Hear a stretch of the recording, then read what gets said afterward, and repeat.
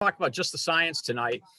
And I want to make it clear that this is not a political discussion. This is strictly science. You're not going to remember everything that I tell you tonight, but you're going to remember some things. And what's going to happen is you'll walk away with some talking points and some things, and you'll have a greater understanding, not just for what is actually happening, but the foundation for it. I'm going to show you a lot of science tonight, a lot of foundation toward some of the things that you've heard in the media. So a couple things I want to mention. First of all, what qualifies me to talk about this subject? Well, obviously I'm a meteorologist. I mean, I've been a meteorologist for 39 years now, but I've been covering this climate change issue for a lot of years, decades. In fact, I interviewed my very first climate scientist back in the early 1990s. And so I have actually traveled the world to meet and interview some of the planet's most eminent climate scientists. And so I don't get this stuff, and I will not present to you anything that was in a newspaper or just a common magazine or anything. Everything that I'm going to present to you tonight is rigorously verified scientific facts. Okay. And so I just want to make it clear to you that I am not an advocate. I am an advocate only for the facts, but I'm not an advocate in any way politically. I'm just going to present facts to you. And one other thing I want to mention just briefly, I use the terms climate change and global warming interchangeably. There are some people that try to imply that there's some political inference for people using one term or the other. No, I mean, I personally prefer the term global warming because the globe is warming, but a lot of people, I think, are right now saying climate change because it's like politically correct to say climate change, but I use the terms interchangeably. So let me share my screen. I need to put my glasses on. See, I got to file. Oh, there's my PowerPoint. I see it. Okay, so we're going to share that PowerPoint, and now I got to just play the slideshow. So let's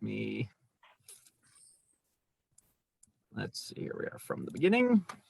All right, here we go.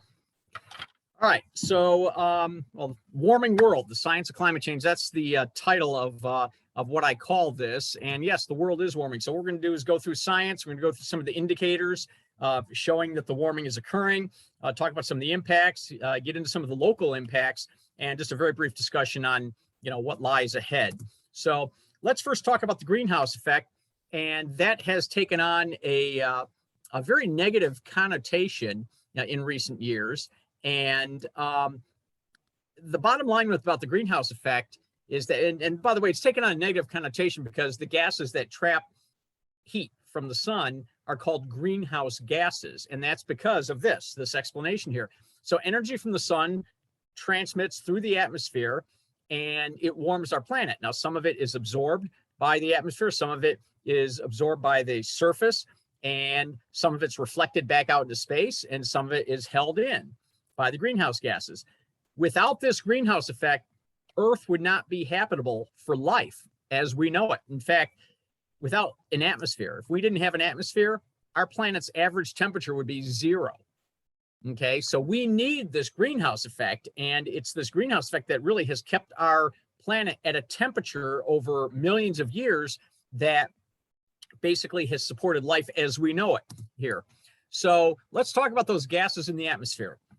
As you probably learned in school and probably know, most of the atmosphere is nitrogen and oxygen. Okay, but there are important trace greenhouse gases. There's water vapor, there's carbon dioxide, there's methane, there's nitrous oxide. Now, water vapor is the most common of those, or the most voluminous of those greenhouse gases. But even though those other greenhouse gases, carbon dioxide, methane, and nitrous oxide, even though those are in much smaller quantities, it's important to understand they have a big influence. And the best analogy I can use is, let's say you make yourself some scrambled eggs in the morning and you sprinkle a little pepper on it. Think about how little pepper compared to the volume of those eggs. So think about your plate of eggs and how little pepper that is compared to the amount of eggs it takes to change the flavor and make that flavor something that you like, or maybe don't like if you don't like pepper. So that's that. So if you hear people say there is so little carbon dioxide in the atmosphere and so little methane, it's only a certain percent, it doesn't matter. What matters is that it has been enough over the years to keep our planet warm, and it's increasing. Carbon dioxide, methane, nitrous oxide, they are increasing which is causing our planet to warm. It's actually a pretty simple philosophy. Now, I want to mention to you that this science is not new. This is not some new political football, okay? In 1863, John Tyndall actually predicted, if you want to use that term, or postulated that doubling carbon dioxide in the atmosphere would warm the Earth's surface. That's 1863. And then in 1895, another scientist, Spontaneous, he actually put some numbers to that and said that the Arctic would warm by 15 degrees Fahrenheit if carbon dioxide increased by 2 to 3 times over what it was then. Well, what was it then? It was 295 parts per million. That's how we measure an amount of gas in the atmosphere. It's the number of parts per million of those molecules. And so 295 parts per million, okay, at that time, and right now we are well over 400. So these are two scientists back in the 1800s that were already telling us that adding carbon dioxide to the atmosphere would warm the planet. All right. The current warming, one of the great arguments that people who deny this science, what they love to say is that this is some natural cycle, that the planet's climate has always changed and this is just another cycle. No, it's not, okay? We know the Earth has been warm in the past. Think about it. When the dinosaurs were roaming the Earth, I mean, this planet was tropical, okay? But all of the previous warmings were caused by astronomical changes. Things like, you can see here on the slide, you know, the Earth's eccentricity. In other words, the Earth's orbit around the sun, changes in that, changes in our tilt, which happens about every 41,000 years. The precession of our axis. Excuse me. In other words, think about if you spin a dreidel and as it gets a little bit slower, you know how it starts to wobble a little bit? Well, the Earth actually wobbles as it spins.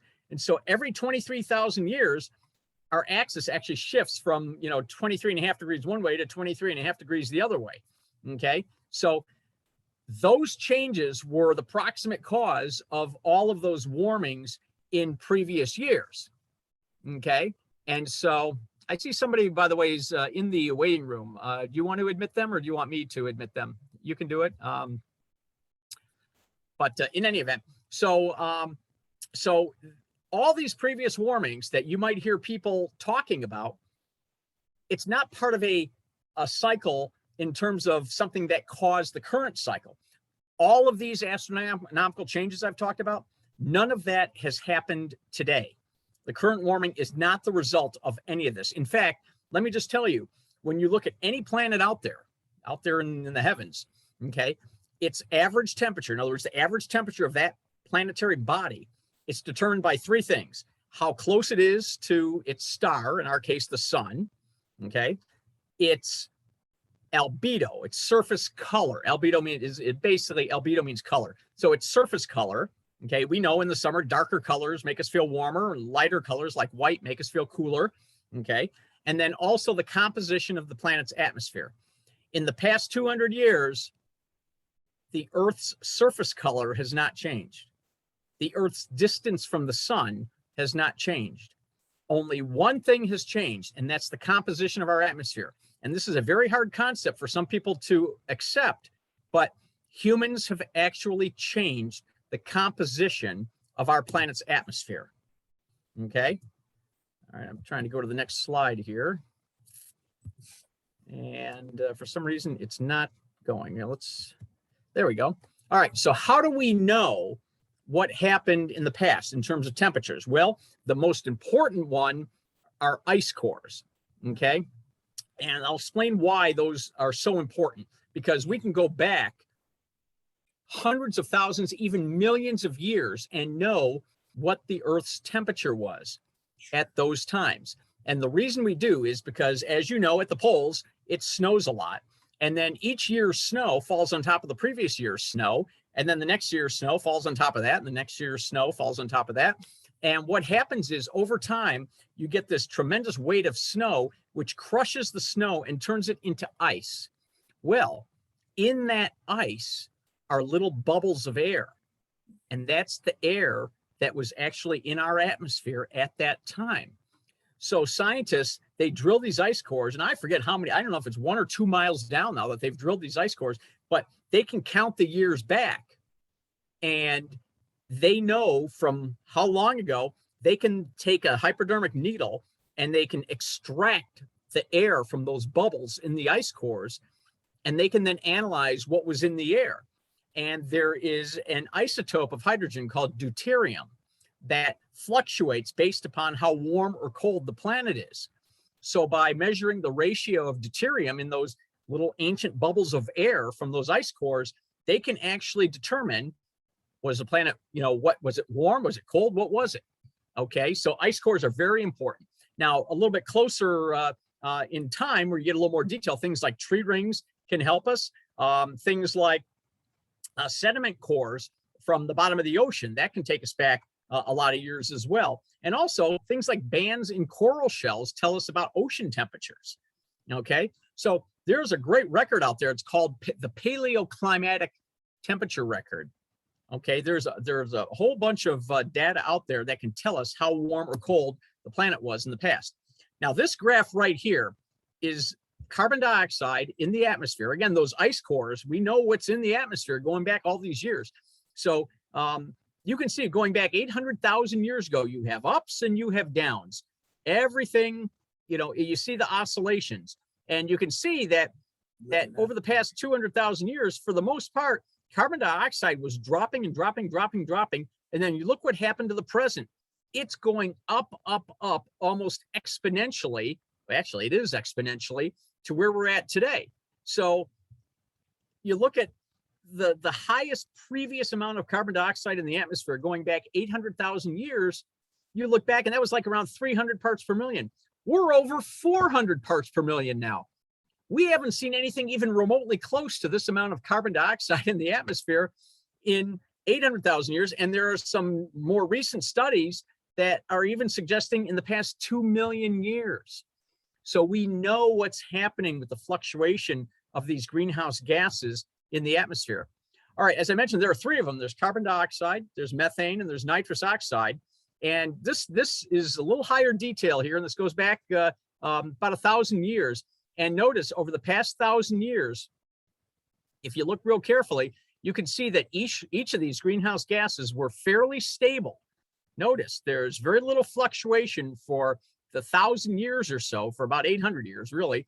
And some people think that because of that and the more stable climate that we had over the past 1,000 years, that's what allowed humans to really, start becoming more advanced.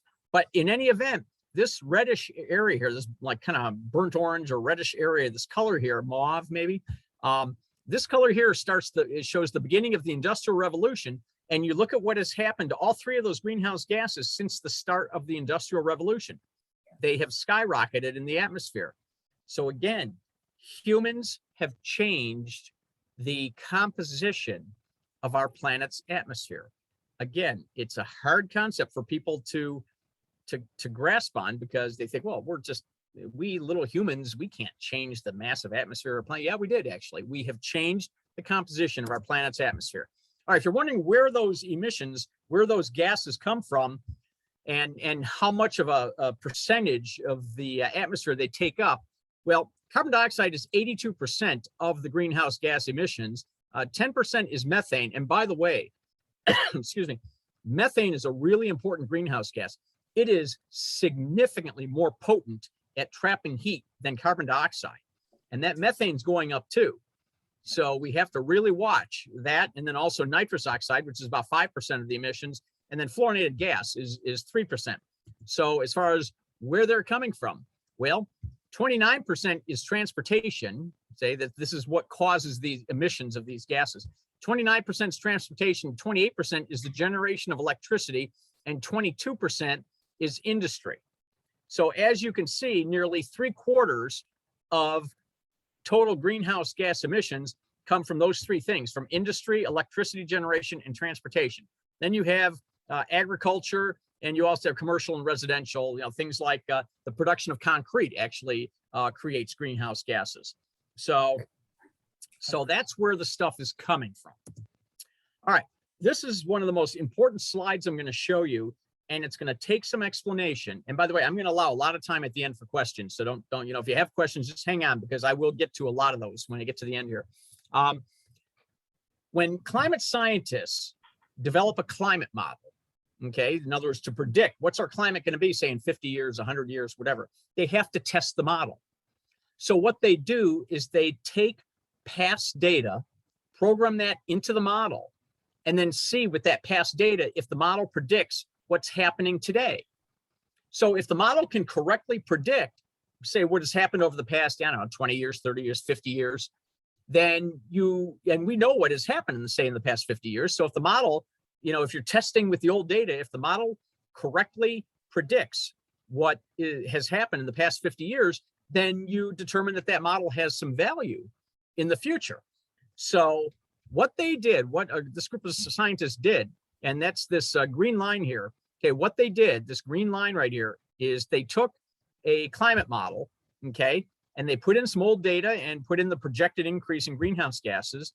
And what they did is they included everything. So in other words, human-caused increases in the greenhouse gases and natural things that influence the greenhouse gases in the atmosphere. They took it all and put those into a series of climate models, and they kind of averaged out the climate models. And that's this green line here, which shows you that in particular, since 1960, past 60 years or so, we've had a very, very sharp, sharp rise. We had some modest rise earlier in the century, then kind of a mid 20th century, I don't want to call it a plateau, but it kind of slowed. It almost leveled off.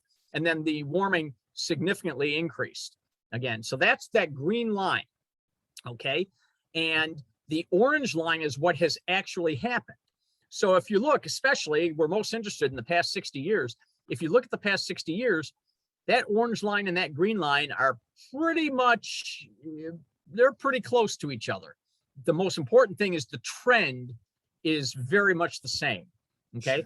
So then what the scientists did is they took that same group of climate models and they did the same type of forecast for what has happened in the past, century or so. But they did one thing. They took out the human increase in greenhouse gases. So in other words, they kept all of the natural things that influence those gases in the atmosphere, the heat trapping gases. And what they did is took out just the human part of it. And if you take out the human part of it, that's this blue line. And if you look, since 1960, those climate models without the human footprint actually has predicted that there would have been cooling over the past 60 years. And we know that didn't happen. So this graph here, this is very important because it is the conclusive detail that shows you that the human impact in terms of increasing those greenhouse gases, that's the proximate cause of the warming. Because if you take out that human impact, the climate models actually suggest that the planet would have cooled over the past 60 years. So that is a very, very important slide. All right, I'm going to update this. This is an older slide, and now 99%, over 99% of actively publishing climate scientists agree that human-caused climate change is happening, and basically the same percentage of the papers that appear in our scientific journals are finding that, concluding that human-caused climate change is happening. So this is anybody who tells you that there is significant disagreement on this subject and there's a lot of controversy in terms of what's happening or what's not happening, that is a bald-faced lie. Virtually all of the climate scientists on this planet are in lockstep agreement on this stuff, okay? So if anybody tells you that there's a lot of uncertainty and a lot of controversy and that the science isn't settled, that that is a person that does not follow the science. They are rejecting science. All right, so let's get into some of these indicators. And so let's look at, these are global temperatures in 2019 compared to average. Okay, so anything that's pink or red is something that was above average, and anything that's blue is below average. And so you kind of look at the planet here and it's like, well, there's not a whole lot of below average. We actually had a little cooler average in the north central United States here, and we'll come back to this later. This little below average thing off the coast of Greenland. I'll come back to that later, but virtually the entire planet was warm or even close to record warm in 2019. So the reason I show you this is to show you why I love the term global warming, because it is a global warming. Okay. All right. So 10 hottest years on record. I have to get a new slide for this, but 2020 came in. That's also on this list. So it's just extraordinary. I mean, you go back and on this slide here, the, let's see, 2005. Okay. So since 2005, a lot of these years, you have 2005, 2009, and then you have, let's see, 2010, 2013, 14, 15, 16, 17, 18, 2019. You can add 2020 to the list now. Those are the hottest years on record globally. And so it's just extraordinary. And by the way, if you're wondering when's the last time Earth has had, as a planet, has had a record cold year, it was over 100 years ago. Okay. We have not had a record cold year in over 100 years. And so if you now update this to 2020, it was the 44th consecutive year that global temperatures were above average. Okay. All right. This is actually interesting. Now, you've all heard of El Nino. Maybe you don't know what it is, but you've heard of El Nino, and maybe you've heard of La Nina. What El Nino and La Nina is a shift in the warmest surface waters of the Pacific Ocean. Okay. So when you have an El Nino, those waters are pushed eastward and they pool off the west coast of South America. If you have a La Nina year, those warm waters are pushed to the west toward Indonesia, and cold waters actually upwell, and it's colder in terms of the ocean temperature off the west coast of South America. La Nina years tend to be colder years for the planet. El Nino years tend to be warmer years for the planet. So on this chart here that you see here, and this goes back to 1960, anything colored in red is an El Nino year. Anything colored in blue is a La Nina year. Okay, and if you look here, you can see, you know, starting from left to right, the blue years are colder than the red years because La Nina years tend to be colder. But if you look at the La Nina years in more recent times, the cooler La Nina years are now warmer than an El Nino year was back 60 years ago. And this is significant because El Nino and La Nina is probably the biggest driver in terms of climate next to the tilt of the Earth. The tilt of the Earth is what gives us our seasons, and the next biggest driver of climate on the planet and weather is El Nino and La Nina. So it's just extraordinary that La Nina, those cooler La Nina years now, are actually warmer than El Nino years were back 60 years ago. Okay, again, back to, you know, people saying that there are controversies or there's a lot of disagreement. No, there isn't.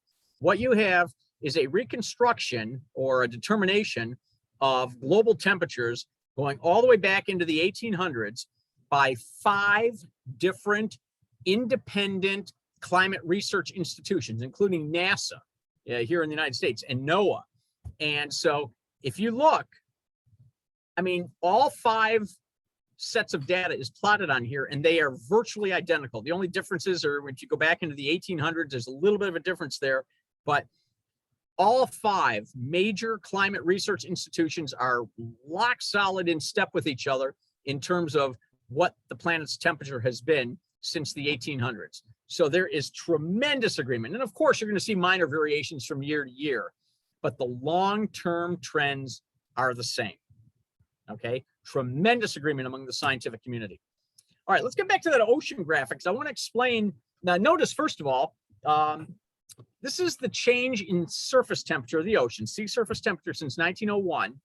And you can see, I mean, virtually the entire water system on the planet has been warming up since 1901. Now, what we're watching is this little blue dot off the southeast coast of Greenland. So if the Atlantic is warming up, why would this water off of Greenland be cooler?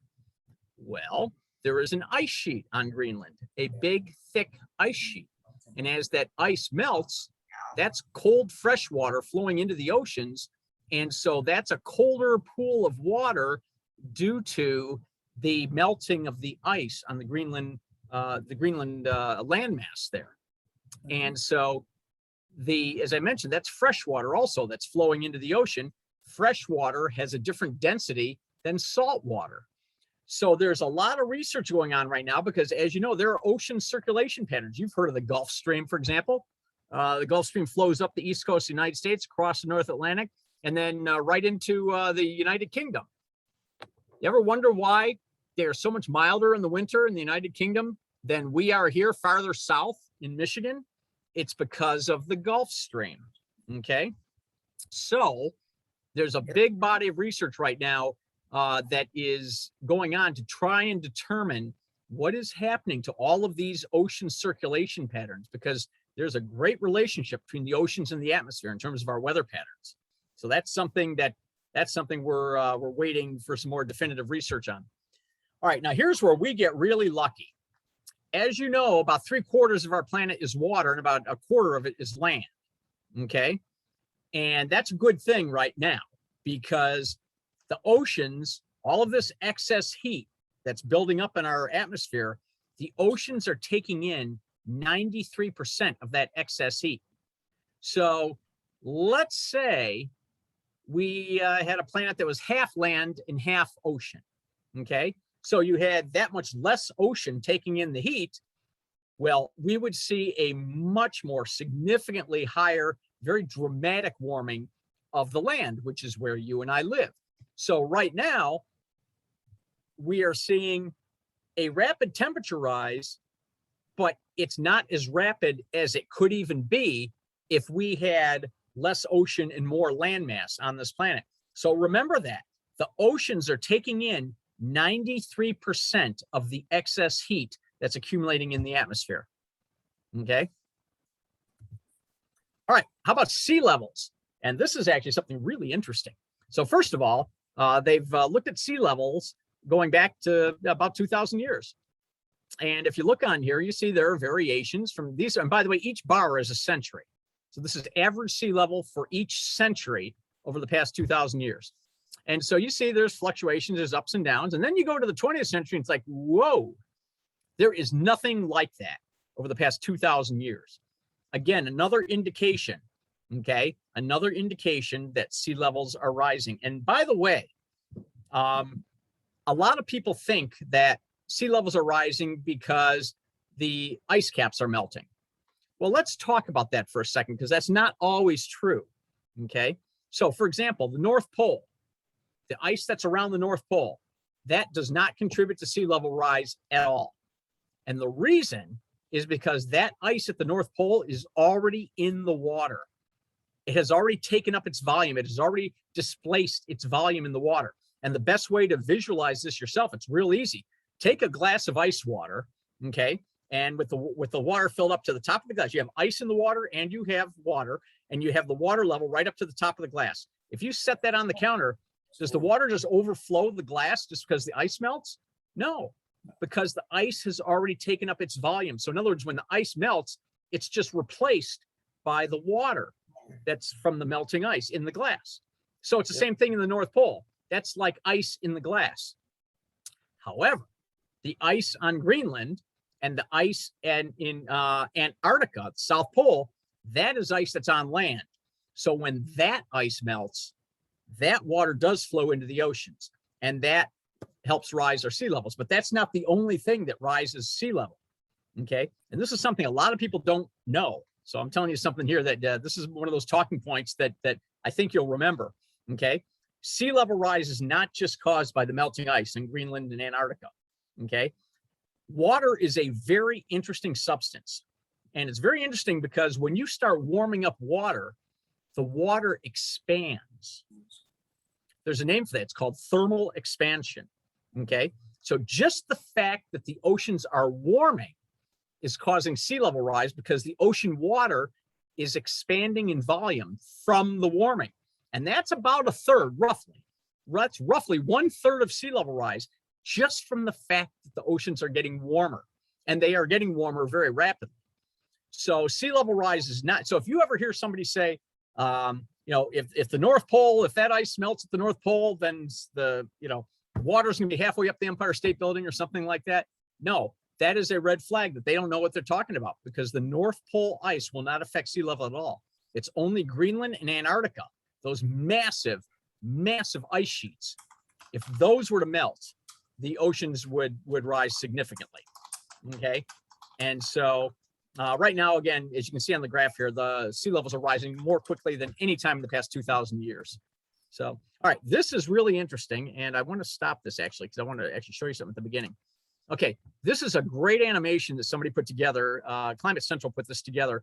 And so what this is the North Pole. This is North Pole ice here. The white ice is older ice, okay?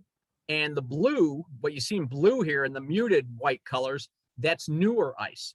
That's actually important because older ice melts slower than newer ice.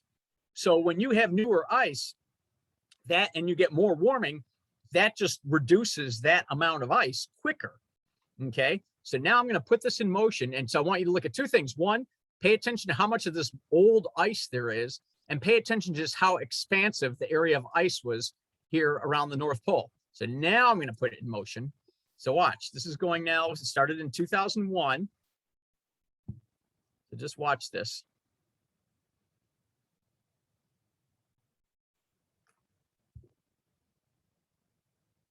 All right, so now you get to the end there. You see a lot less of that old ice, don't you? And you see a lot less of just the ice in general. And in fact, it's getting more and more common that in the summer, the Northwest Passage actually is ice-free now. And you could actually sail some ships through there. So this is what's happening to our North Pole ice, okay? And so the importance of that, as I just mentioned to you, it's not a matter of sea level rise, okay? Why this ice is important, when, remember we talked earlier about the surface color? So when you have white ice, that reflects solar radiation. If you melt this ice, what happens is the solar radiation now is shining on water, not ice, not the snow and ice. And so the water is darker. So the water then absorbs more of the solar radiation. Okay, this is called a feedback loop. So the warming of the planet diminishes the ice, and the diminishing ice then further exacerbates the warming, because now your water is getting warmer, and that's going to reduce the amount of ice that can form. Okay, so that's real important. I mean, the North Pole ice is important, not from a sea level rise standpoint, but from a temperature standpoint. All right, let's talk about some local stuff here. This is the percentage of peak ice cover. In other words, every winter we get to a point where we have the most ice on the Great Lakes that we're going to have for the entire winter. And this graph, so you see there's a graph, there are little data points on here. So each dot is that percentage of ice cover. In other words, what percentage of the Great Lakes was covered by ice at its highest extent, at its most frozen for that particular winter. And you see the trend is downward, okay? So we're seeing less and less Great Lakes ice. Now, of course, you see year-to-year variation. There are years where it was way up. You can see years where it was way down, but it's the overall trend that we're seeing that's downward. And that's important because the more open water we have in the winter, the more lake effect snow that can fall. And lake effect snow is not helpful because that just takes water from the lakes and just dumps it back down on us as snow. So that doesn't help our lake levels. So, so Great Lakes ice is diminishing. And then I told you about lake effect snow. Going back to, I got to put my glasses on, I can't read that. That's 1930. You can see there's been an increase in lake effect snow. So again, less lake ice means more potential snow. Okay. Now here's something that's interesting. This is Muir Glacier in Alaska. The picture here on the left in 1941 was taken from the exact same spot as another picture taken in 2004. This is a massive glacier here in 1941. a massive glacier. Now you look on the right and you've got a lake there, and your glacier is retreating all the way to the back here, way back here. That shows you that's not something that just happened in a couple of years, okay? That is evidence of a systemic long-term warming of the climate, because that doesn't just happen in a short period of time. And you can see on the right here, the glacier has retreated by 7 miles and its thickness has decreased by a half a mile. Okay, so that is a real tangible impact of the warming, something you can actually see there. All right, now this is something interesting. Oh, I got to stop this again because I got to explain it first. So let's talk about extreme temperatures, okay? And let's say that the climate was not changing, okay? If the climate was not changing, the ratio of record heat and record cold would be nearly equal. So if you look at this gray area, I know some of you are not, scientists, you're not even into math and stuff, so I'll explain this to you, okay? So what we have here is how common an occurrence is of a certain kind of temperature. So this gray area here in the middle, that's kind of your normal average temperatures. And then as you get, say, to the right, if you get into the red, now you're getting into more extreme temperatures. And notice that the more extreme the temperatures become, the lower the frequency of those events, okay? And you would expect that. So let's say it's the middle of summer, and let's say 80 degrees is an average day, and let's say that's right in the middle. Well, 90 degrees would probably be over in here. Yeah, 90 degrees, somewhere in here on the right here. It's something that's not every day, but it's not that uncommon. But then 95 degrees might be something like this, and 100 degrees would be something like this, something that doesn't happen very often. Same thing with extreme cold. So in the winter, let's say 30 degrees is kind of average here. That's in this gray area here. So right around, anywhere from, 25 to 35 degrees is in here. Then you get down to, a temperature of like 25 degrees, and then 20 degrees, and then down into the teens for a temperature. And then by the time you get down to very low occurrence, you're talking about those sub-zero, 10 below, 20 below, that type of stuff. So now what I want to do is put this in motion, okay, and show you how the distribution of record heat and record cold is just, this is like you're visualizing the statistics here. So watch what's happening, okay? So it started off in the early 60s, 1960. So this is now going to show you what's been happening since 1960. Now you see that shift to the right? So now what we've done is we have made, now remember this green line here, this is the original curve here with normal distribution of both record heat and record cold. We are seeing that record heat is becoming much more common, okay? And notice how we've extended this thing way out to the far right here, okay? So extreme heat is becoming much more common, and notice that extreme cold is becoming much less common. That doesn't mean we can't have extreme cold. Look at that. Remember the polar vortex winter back at, was it 2013, 2014? Yes.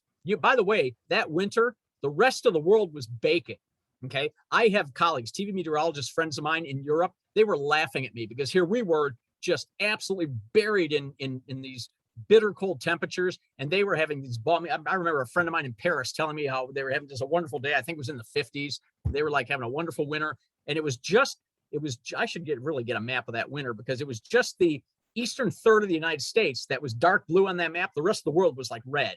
The rest of the world was above average. But this graph here, this shows you how we have shifted the probabilities of extreme heat versus extreme cold. All right. Just in case you're interested, like you've heard about the wildfires out west. We've had lots and lots of that in the news the last few years. Just as this line right here, this solid white line here, that shows how temperatures out west have increased from 1980 to 2019. And then each bar shows you the number of wildfires in those years. And if you look, we're seeing definitely more and more numbers of wildfires, increased numbers of wildfires here in recent years because of the increasing heat. So that's another tangible impact. Higher heat out west, and of course, they've been in drought, but higher heat means a higher probability of wildfires. All right, let's get into some impacts here.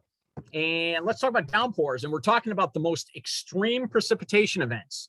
And listen, this past summer, what we've had for flooding around here with some of these rain events. So it's that type of stuff we're talking about here. Every sector of the country is seeing an increase in the top 1% of precipitation events. Okay. Now, you see there's variations regionally, but unfortunately, the northeastern quarter of the nation, that's us in New England, we're seeing the highest increase in these extreme precipitation events. So I don't want to use the term get used to it, but these types of events, to put it this way, something that, say, 100 years ago was a once every 100-year type of rain event, that now is happening every few years in some places. I mean, I have a colleague in Houston was telling me that I think they've had 4 500 to 1,000 year rain events 4 straight years. So 4 straight years, they have had a 500 to 1,000 year rain event. These are things that used to be something that statistically you would only expect to occur every 500 to 1,000 years. Now, I want to explain that statistic real quick. That doesn't mean you can't have it happen like more than once in a year. It just talks about the frequency of occurrence. Okay, that's a statistic that tells you just how rare or how common these types of events are. So, I mean, think about it. We had multiple 100-year rain events this summer here in Detroit, and one of them, I think it was the one at the end of June in a certain part of the area, was a 1,000-year rain event. All right, tornado outbreaks. Everybody's interested in tornadoes. So this is actually kind of interesting, and I'll let you decide if this is good news or bad news. Okay, so what this graph shows is the number of tornadoes in the biggest outbreaks each year. Okay, and so if you look, we're seeing that there is an increase in the number of tornadoes in the biggest tornado outbreaks each year. Okay. And so now there's some data that suggests that the number of tornado outbreaks is going to go down, but the ones that occur are going to be bigger and worse. So again, I'll let you decide if fewer days with tornadoes is better than the fact that the days with tornadoes are getting worse. So, I'll let you decide if that's good or bad news. But what's really interesting is because we're warming up, the wintertime tornado frequency is increasing and nighttime tornadoes are increasing. And I'll tell you what, over the past 20 years here in Detroit, I believe the 2 biggest tornado outbreaks that we've had were both October events that occurred at night. Okay. If memory serves me correct, they were both October events that occurred at night. So yeah, nighttime tornadoes kill a lot more people than daytime tornadoes. So that is a negative trend. All right, who has allergies? Raise your hand. All right. So this is not good news because the growing season is getting longer. Okay. And when you have a longer growing season, that means that you have a longer allergy season. And you can see here in Detroit, this is computed for Detroit. Since 1970, our growing season is nearly a month longer. Our growing season is nearly a month longer than it was 50 years ago. So if you have bad allergies, that means you have, on average, an extra month of suffering every year. That is not good news, and you cannot in any way take that news and make it good. But wait, there's more. Because of the extra carbon dioxide in the atmosphere, plants that produce pollen are producing more pollen. So right now, with carbon dioxide in the atmosphere just north of 400 parts per million, by the year 2060 and 2085, you can see the increase. So right now, you're looking at it's about 7.5 million grains of pollen per plant currently. That's going to go up almost 3 times. We're going to basically triple the amount of pollen being produced by plants, okay, over the next 60 years or so, 65 years. So the upshot is not only are we going to be seeing longer allergy seasons, but the allergy seasons themselves are going to be more intense or worse because plants are producing more pollen. So again, some people who try to put a positive spin on global warming, they'll like to tell you, well, carbon dioxide is food for plants. Well, if that's the case, then your allergy season, it's not good for the allergy season. And by the way, when you talk about like fruits and vegetables and things like that, like vegetables, like say lettuce and stuff like that, there are studies being done. If the plant gets bigger, is it less nutrient dense? And that's something I'll be very interested to hear what they find out about that, because bigger is not necessarily better. So if they're not, if a bigger plant, because the carbon dioxide is not nutrient dense, then you have to eat more of it in order to get the same nutrition. All right, we're getting close to wrapping it up here, and then we'll get into your questions. So the white line here is Detroit's average temperature throughout the entire year. So as you can see, it goes up in the summer and then it goes down in the fall and bottoms out, in January, and then it starts going up again. And so this white line is right now what the average temperature is each day of the year right now. If significant cuts are made, we can slow the warming, and you can see we still, we're still above the white line, but it's not as bad as if we kind of keep things going the way they're going right now. The way we're going right now, you look at this orange line here. I mean, we could have in the summer an average high of 90 degrees or just shy of 90 degrees. I got to see. Let me put on my glasses here because I think the lines are a little faint. Yeah. Oh, actually, yeah, it would be in the 90s. We would have average highs in the 90s if things are left unchecked by the year 2100. So a lot of us, we're not going to be around in the year 2100, but you know what? Our kids and grandkids are going to be around in the year 2100. And this is what we're leaving them. And so I had a climate scientist who I interviewed. He specializes in regional climate change. And he told me that in 75 years, a Southeast Michigan summer could feel like a Southwest Missouri summer feels like today. Okay. So this just shows you what we can do. And by the way, in slowing the warming, which I've been giving these lectures for like 15 years, and I've been telling people we have to slow this warming. We have to slow the warming. We have to allow species time to adapt, and adjust. Okay. Well, COVID is actually helping me make that talking point, because you've all heard now of the term slowing the curve. Okay. Well, that's what we've been saying for a long time. We need to slow the warming. We're past the point of stopping it. We can't stop it right now, but if we can slow it significantly, that would buy time for species to migrate and for humans to mitigate. Okay, so this just kind of shows you what we can do or what will happen if we leave things unchecked. All right, I did my own research here in Detroit. And what I did, it's very simple, actually. I counted the number of record highs and record lows in each decade, the past 3 decades.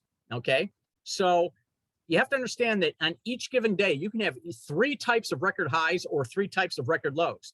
Yes, let's talk about record highs. You can have a record high, your highest temperature of the day, the highest high temperature. You can have a record for the highest low temperature for that day. And then you can have a record for the highest average temperature for that day. Okay, so you can have 3 different temperature records set in the same day. Some days you only set 1 of them. Some days you set 2. Some days you can set 3. Same thing with cold. So back in the 1990s, we had a 3-to-1 ratio of heat to cold temperature records. Okay, record heat to record cold, the ratio is 3-to-1. That by itself is unusual, because if we had a climate that was not warming or cooling, in other words, if we had a very stable climate, it wouldn't be exactly 1-to-1, but it would be closer to 1-to-1. Okay, the next decade, the 2000s, that jumped to a 6-to-1 ratio of record heat to record cold. Then this most recent decade, I counted 133 warm records and 38 cold records. I think that's a 4-to-1, roughly a 4-to-1 ratio. So the past 3 decades, we have had a significant skewing of record heat to record cold.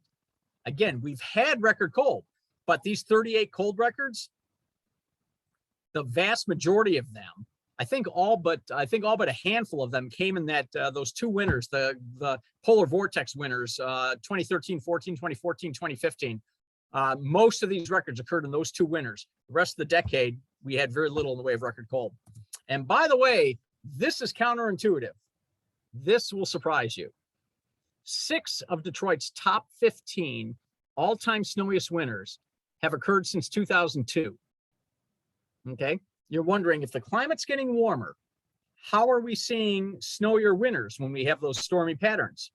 Well, when you get a warmer climate, you evaporate more ocean water into the atmosphere. And this is one of those really good talking points. So when you warm the planet, you evaporate more ocean water into the atmosphere. And that water vapor that's been added to the atmosphere, that is what storms turn into precipitation. So if you increase the amount of that water vapor that's in the atmosphere, you increase the potential for the amount of precipitation to be dropped by a storm. Okay, so a good analogy I like to use is that we have basically juiced the atmosphere. We've put the atmosphere on steroids. It's not only warmer, but there's higher humidity in that atmosphere, and that's what storms are turning into in additional precipitation. So that's why we're seeing more of these record flood events. That's why we're seeing, hey, listen, remember the Super Bowl Sunday snowstorm of 2015? I remember, because that was the weekend my dad died, and that Sunday was our first real day of Shiva, and most people couldn't come.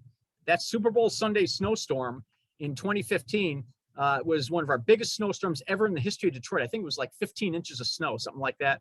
And so, again, things like that are becoming more common because of the increased evaporation of ocean water. As far as hot summer days, well, just take a look.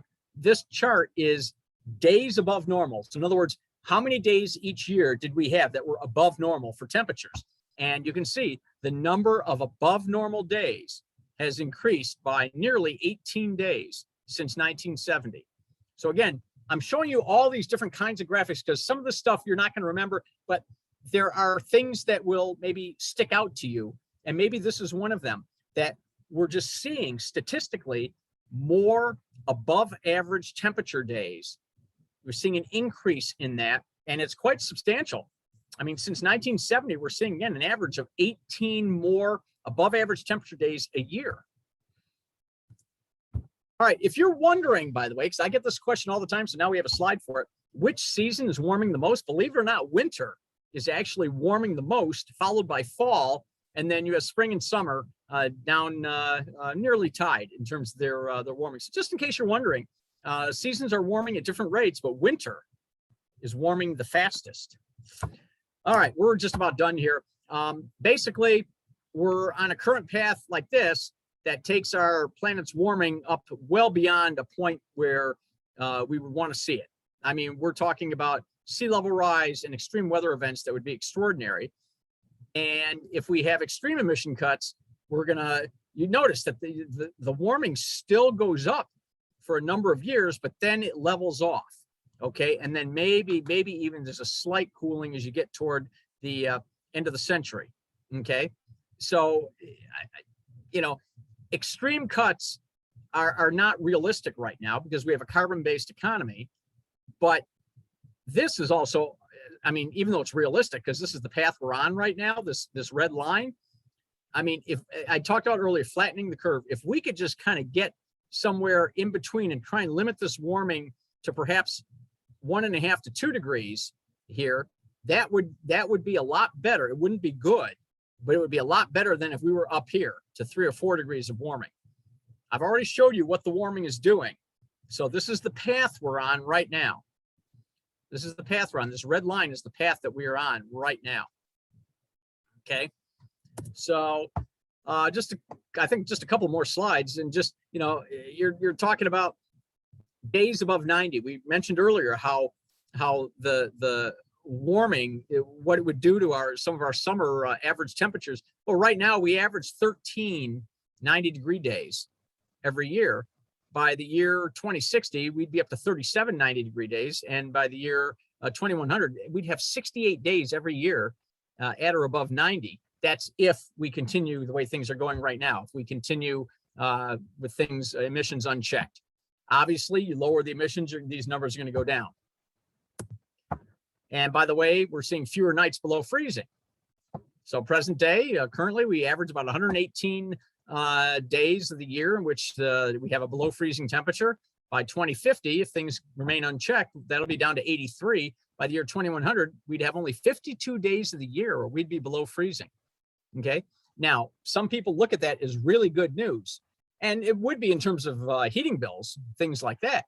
But keep in mind that bitter winter cold temperatures, we need those occasionally because those reduce, they just cause higher attrition, but they reduce the numbers of some of the pests that we experience in the summer. Things like ticks.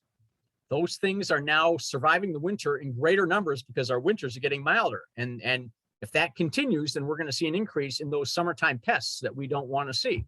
So again, there's a cause and effect for everything. All right, this is the last slide. Basically, carbon dioxide remains in the atmosphere for hundreds to thousands of years, which locks us into all of these impacts we've been talking about. And so what we need to do is to basically slow the curve. Okay, we have to reduce the emissions to at least slow the changes that we're seeing, because that would give us time to adapt and species like trees and animals to migrate or to just just somehow adapt. So I think with that, let's see, I will stop the share. And now we can take questions now. What time is it here? I think, I didn't mean to go an hour. Sorry about that. But we'll still take all the questions. I just kind of get into the stuff and I should have looked at the clock. Sorry about that. Okay, I've got several questions. First question, it took us 200 years to get to this point. How long would it take to reverse this trend, given it will take us years to reduce our emissions? Are we too late? Well, as I said, we can't stop the warming right now, but if we can reduce the emissions, then we can slow this warming. And as I showed you on that one graph, we can level things off in probably a couple of decades. We could start leveling things off. But the thing is, and again, this is something people have to realize, we are a carbon-based society. Most of the world is. I mean, we use electricity, and that's generated by power plants. We drive cars, that's powered by gasoline, things like that. And so most of our electricity is produced by coal. Now, nuclear power is a great option because nuclear power has zero emissions. The problem with nuclear power is, what do you do with all of the spent nuclear fuel, the fuel waste? And so that's just something that still is being wrestled with, but nuclear power would be a way out of this if we replace the coal burning plants. But the thing is, it's very expensive to build those plants. And here in the United States, there are many different designs and the approval process and all the regulation. It's very difficult to in fact, there are power companies that are right now not renewing their licenses on the power plants. Now, the way France did it, and I don't know if this is still the case, but I know that years ago, I was reading about France and the nuclear power program. When they started off their nuclear power program, the government approved a single design of nuclear reactor. There's one. And if there was any kind of issue or problem with one, well, they fixed that and they fixed it in all of them. And so, I mean, France, I think, had a goal of being mostly nuclear by I think this decade. I don't know where they're at with that, but the bottom line is just to answer the question. It took us 200 years to get here, and it could take quite a bit of time. It could be 100 to 200 years to get things, if we were to make the necessary cuts to get things back to where we were. But again, that stuff, those greenhouse gases, some of those like carbon dioxide, stays up there for quite a while. So part of this solution is going to probably have to be what's called sequestration, where you take carbon dioxide out of the atmosphere. But that's a very complicated process, and I'm not sure that we have a workable solution for that yet. There are some ideas and some things that may work, but anything we do is going to have to be reducing emissions and also taking carbon dioxide out of the atmosphere if we want to do this quicker. Okay. Next question. Are the FEMA flood maps changing significantly due to climate change? I don't know if they've changed them yet, but they're going to have to, because we are seeing inundation in areas that have never inundated before. And I'll just give you an example with rising sea levels. Okay, if you have a hurricane coming in, storm surge is the pushing of that water inland by the wind. And if you have higher sea level, well, that's a higher level of water that's being pushed inland. And so I mean, you're going to be seeing, like I say, inundation of places that just never inundated before from storm surge. But even, let's forget about hurricanes. I think most of you know the tides go up and down based upon the moon going around the earth. Okay. And so if you've ever been to any of the coasts, you hear even in the newscast, it's routine. They say high tide will be at, low tide will be at, because people want to know when high tide and low tide is going to be. Well, when you have what's called a king tide, and that's when your high tide occurs when you have a new moon. Okay, so if your high tide occurs with a new moon, when the moon is particularly close to the earth, okay, that causes a higher than normal high tide. It's called a king tide. And now in some places in Miami, there are streets that just now flood routinely whenever we get a king tide. Whenever we get a king tide, the higher tide, the water isn't pushed in, it just kind of rises and just kind of starts flooding streets there. These are places that this never happened before. So FEMA is absolutely going to have to, and New Orleans is a place that they're going to really need to. I don't know if you know this. New Orleans, the city of New Orleans, is below sea level. Did you know that? New Orleans is below sea level. New Orleans is kind of like a soup bowl, okay? And you have your dikes and your things, but the city itself is below sea level. So again, FEMA is probably going to need to redo those inundation maps. This is an interesting, I'm not sure if it's up your alley or not, but are Michigan farmers changing the types of crops that they're planting? I have not heard of that happening yet. Okay, but it may have to happen depending upon what happens in the coming decades. I mean, obviously, corn is a very important crop here, so things like that.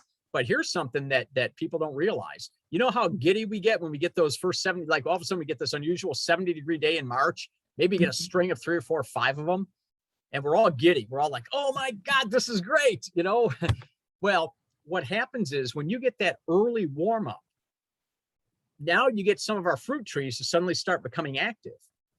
And when if they start budding, and now you get a hard freeze after that, and it can happen in April too. If you get these trees budding early and then you get a hard freeze, you just destroy the fruit crop. And that happened in 2000, I think it was 2002 and I think 2012. I think both years we lost something like 80 to 90% of the state's tart cherry crop. Okay. So I don't think there's any plan right now to change our fruit tree growth or choice of fruit trees or anything like that. But I'm not aware that any of that's happening right now, but it is a very good question. And listen, right now, the central United States, we call it the breadbasket of the world because that's so much wheat and corn is grown out there in the central US. Well, if that region gets hotter and more arid, which it likely will, that breadbasket may shift farther northward, and Canada, South Central Canada, could end up becoming the breadbasket of the world at some point. So, Okay, so I have 2 questions that I'm going to combine into one. One is, what is the relative magnitude of these emission sources? And then what is the relative ranking of emissions produced by power generated by natural gas, coal and nuclear, fossil fuel vehicles, agriculture, and industrial processes, steel and aluminum production, for example? Yeah, I don't have those specific numbers. Okay. I will say that, for example, nuclear, there are no emissions. If you ever drive down 275, where they kind of combine, and you look to the left and you see Fermi 2, you can see those cooling towers there, and you see that looks like smoke coming out of those towers. That's not smoke. That's actually steam. Okay, there are it's zero carbon emissions come from nuclear power plants. Now, I can't give you the exact breakdown. I showed you that chart, which showed, industry versus transportation, et cetera. So I had some of that information for you there on that slide, but I don't have like the exact numbers, broken down that finely. So I apologize for that. It would be interesting to see, especially with today's news, it would be interesting to see that it was almost split equally between transportation and electricity. And since we're going to electric cars, is it really going to make a difference? Are we just taking one and just shoving it to the other, and therefore the pie is the same? I mean, you know, right. And that's a good question. And listen, I drive a Chevy Bolt. Yes, my battery is recalled, so I'm waiting I'm waiting impatiently to get that battery replaced. But I mean, I know that when I drive down the street, okay, in my neighborhood, and I see kids playing on the lawns, nothing's coming out of my car. I'm not putting anything into the air that those kids can't breathe. And I tell you, it's a great feeling. But you're right. I mean, how our electricity is generated is important. Now, I will say that I believe that they've done some studies on that, and the generation of the power at the power plants does not produce as much as the exhaust from the cars. I'm not 100% certain on that, but I thought I read that somewhere. I thought I saw a study on that somewhere, and I might be getting it wrong. I probably shouldn't have said that because I'm not 100% certain on that. But you're right on one thing, that the ecological benefits of driving an electric car versus a gas fueled car, they're closer together than what people think. Okay, I think it is still a little better to drive an electric car, but they're close together right now, and we need to. The power generation is what needs to. That's where you see the power companies are putting up these solar farms, these solar arrays. You drive by them sometimes, and sometimes you see windmills and stuff. If we can augment the power grid with this renewable energy, like I say, wind turbines and solar, if we can augment the power grid so that the need to produce power is less, we're producing less power, that by itself will reduce emissions. Okay, so that's part of the thing right there. You also brought up a good point when you had your slide on the allergy seasons and respiratory illnesses. If we can clean the air, we can help with the respiratory illnesses, and people who have that problem, it's cleaner, it would be better for everyone. I have one more question. Have you heard of the carbon trapping factor in Iceland? And is that a significant or promising technology? Well, I don't think it was Iceland. Well, they might have one in Iceland, and I could very easily ask a friend of mine who's a TV meteorologist in Iceland. And yes, I have a friend who's a TV meteorologist in Iceland. But I believe it was Sweden. Was it Norway or Sweden where somebody did this?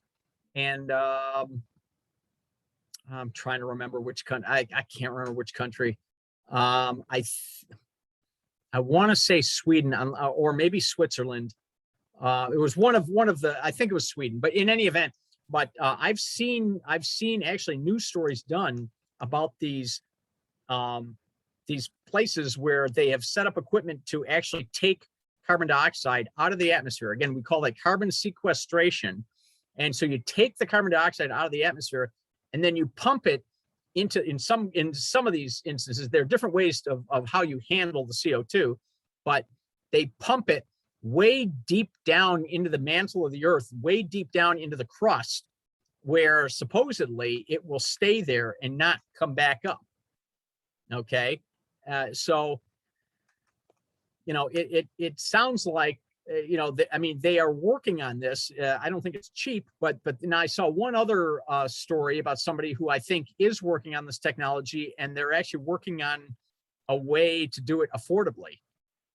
So that is part of it. As I said, we can't just cut the emissions as getting our way out of this. We also, I think, need to reduce some of the carbon that's already in the atmosphere.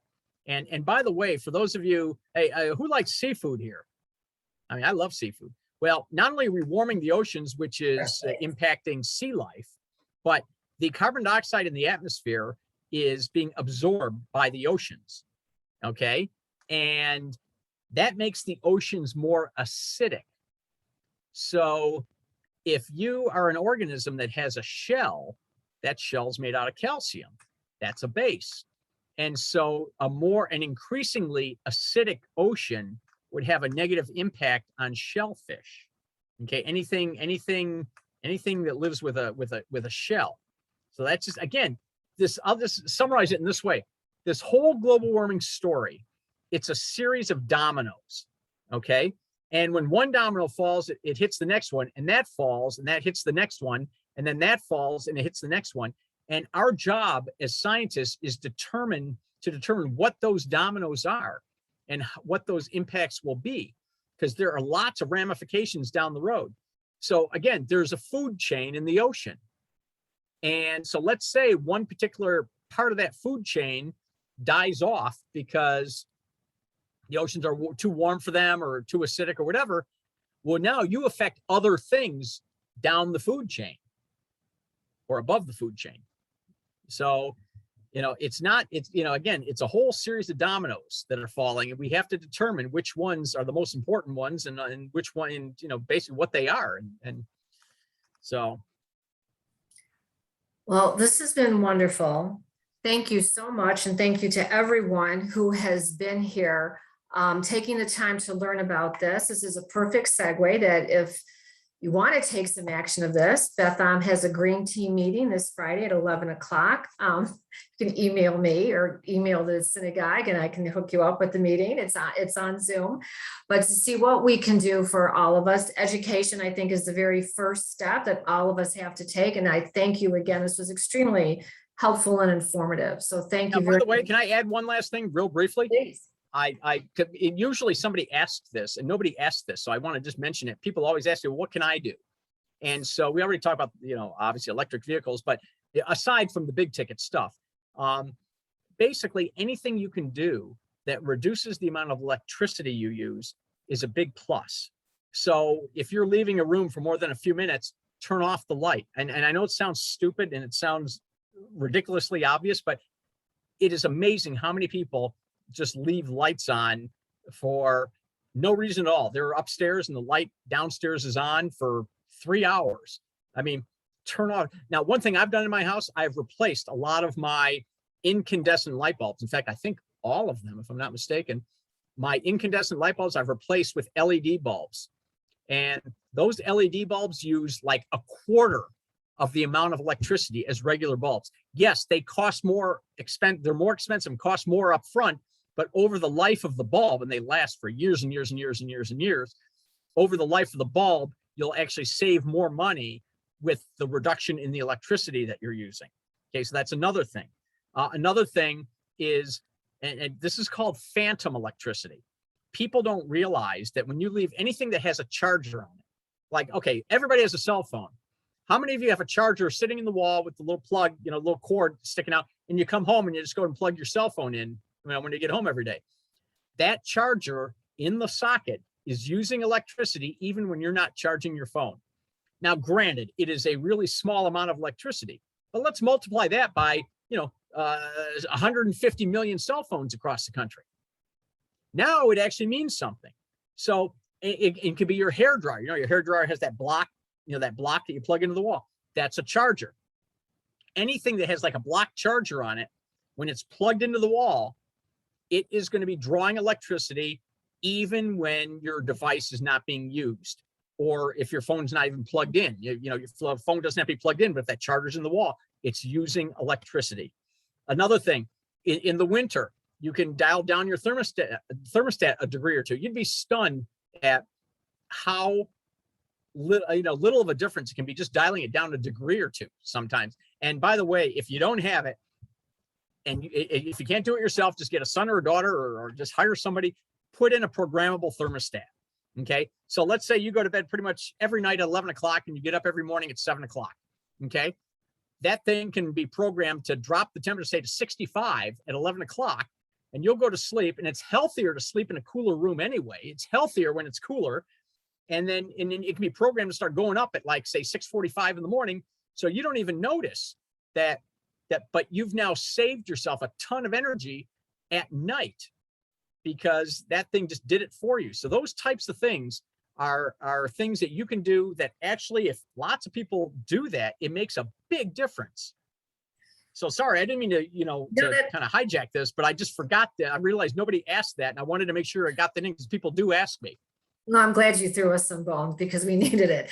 But my fellow Brit Hazone participants, I can't remember the name of the program that we got in the last sustainability kit, but it was a device that hooks up with your phone, and you can track phantom. It's just an app, and you can, well, it's a device with an app, but you can track phantom electricity in your house. What is the name of that? Just unmute and give the name so everyone can benefit from that. Does anyone remember the name of it? Anyone?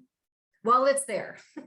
I'd have to leave and come back, but you can get that. I can, if you're interested, you can email me or email Beth Ahm, and I will make sure, but we can get that. But Hazone gave out in their last sustainability kit through the Brit Hazone program. It was one of the gifts that they gave, and it's actually fantastic. So you can track that. If you don't believe that you're actually using electricity, you can just visually see that. There's some good comments in the chat about planting trees and things like that. So take a look at that before I end. And anybody have any last words other than thank you? This was really fantastic and extremely informative. I think we all know a little bit more and have a lot more actually in the case of me. And we hopefully will decide to take some action, whether it's personal, whether it's at a bigger level, but at least on a personal level, I hope we all will agree to do something. So thank you again.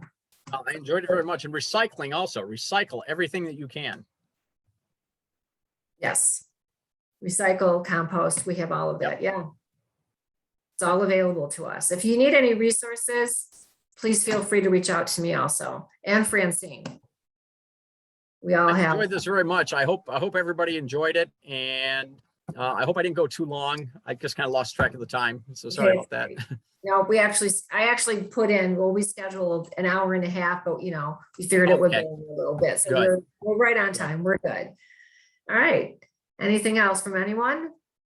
Thank you, everyone. Have a great evening. Have a great Thanksgiving. Take care. Thank you so much. Thank you. Thank you all. I enjoyed it very much. Everybody have a great Thanksgiving. You too. Thank you. Thank you. You too, Paul. Thank you. Yep, thanks. Yeah, Faye, you gonna stay on for one sec? Yep. Okay. I'm going to